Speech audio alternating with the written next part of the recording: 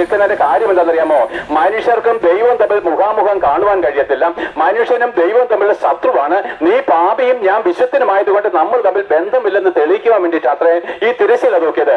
അവസാനം ശലോമോൻ എന്താണ് മനോഹരമായിരിക്കുന്ന യെരൂശലേം ദേവാലയം പറഞ്ഞു. ടൺ കണക്കിന് സ്വർണവും വെള്ളിയും പിച്ചളയും ഊടും പിന്നെന്താണ് ദേവദാരുക്കളും സരളമരങ്ങളും കൊണ്ടൊക്കെ മനോഹരമായിരിക്കുന്ന കീറിയ ചെത്തിയ കല്ലുകൾ കൊണ്ട് ലോകത്തിൽ എത്രയും അത്ഭുത വിഷയമായിരിക്കുന്ന യെരൂശലേം ദേവാലയം പണിഞ്ഞു. അവിടെ എന്താണ് 1,20,000 ആട്ടുകൊറ്റന്മാരെ അറുത്ത് യാഗപീഠത്തിൽ ഒഴിച്ചു. 20,000 കാളകളെ അറുത്ത് എന്താണ് അവൻ ഹനനയാഗം ഹോമയാഗം ചെയ്തു. പക്ഷെ അവിടെ പിന്നെ തിരശ്ശീല തൂക്കേണ്ടി വന്നു പ്രിയപ്പെട്ടത്. അതായത് ആട്ടുകൊറ്റന്മാരെയും കാളക്കിടാങ്കളുടെ അർത്ഥമെങ്കിലും ദൈവത്തിന് മനുഷ്യനോട് പ്രസാദം തോന്നിയില്ല. അപ്പോഴാണ് യേശുക്രിസ്തു പറഞ്ഞത്, ആട്ടുകൊറ്റന്മാരുടെയും കാളക്കിടാങ്കളുടെയും രക്തത്തിൽ നീ പ്രസാദിച്ചെല്ലാം ഹനനയാകവും ഹോമയാകവും നീ ഇച്ഛിച്ചതുമില്ല.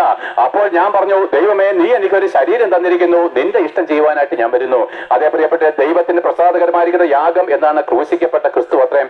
അവൻ ആ ക്രൂശിൽ ഭരിക്കുമ്പോൾ കണ്ടോ, തിരശ്ശീല മുകൾ തൊട്ട് താഴ്വരയും രണ്ടായിട്ട് ചീന്തപ്പെട്ടിട്ട് ഏത് പാപിക്കും അതിവിശുദ്ധ സ്ഥലത്തേക്ക്, നമുക്കറിയാം ശീമോൻ മുതലായിരിക്കുന്ന ആ മഹാപുരോഹിതന്മാര് ആണ്ടിലൊരിക്കൽ ഭയന്നും വിറച്ചും നിലവിളിച്ചും കൊണ്ട് അതിവിശുദ്ധ സ്ഥലത്തേക്ക് പ്രവേശിക്കുമ്പോൾ ഇവിടെ പറയുന്നു, ഏത് പാപിക്കും 24 മണിക്കൂറും 360 ദിവസവും കൃത്യമായിരിക്കുന്ന സമയങ്ങളോ കാലങ്ങളോ ഇല്ലാതെ ആ അതിവിശുദ്ധ സ്ഥലമായിരിക്കുന്ന പിതാവിന്റെ സന്നിധിയിലേക്ക് സൗജന്യമായിട്ട് പ്രവേശിപ്പാൻ ഇതാ തിരശ്ശീല കീറിക്കളഞ്ഞ് ദൈവം ജീവന്റെ പുതുവഴി എന്ന് വെച്ചാൽ ഇത് യാഗങ്ങളല്ല, ന്യായപ്രമാണത്തിലല്ല, നിങ്ങളുടെ എന്താണ് പാപപരിഹാര ബലികളല്ല, പൗരോഹിത്യത്തുമാലുമല്ല, വിശ്വസിക്കുന്ന ഏവർക്കും ദൈവത്തിന്റെ സന്നിധിയിലേക്ക് കടന്നു ചെല്ലുവാൻ ദൈവം ജീവന്റെ പുതുവഴി തുറന്നിരിക്കുന്നു.